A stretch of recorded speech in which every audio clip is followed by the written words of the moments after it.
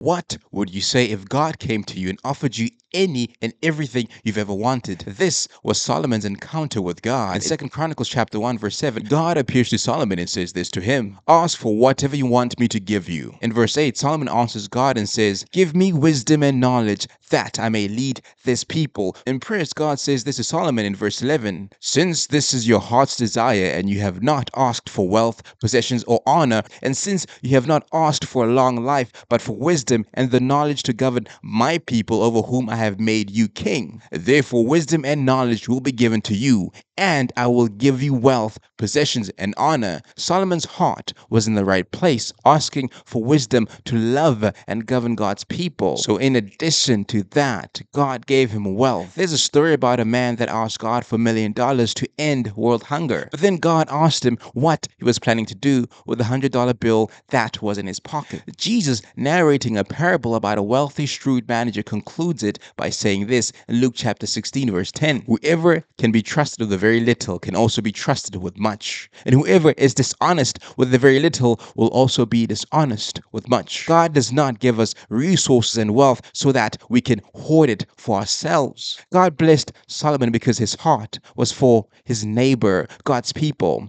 What we do with what we have now is what we would do if we had everything.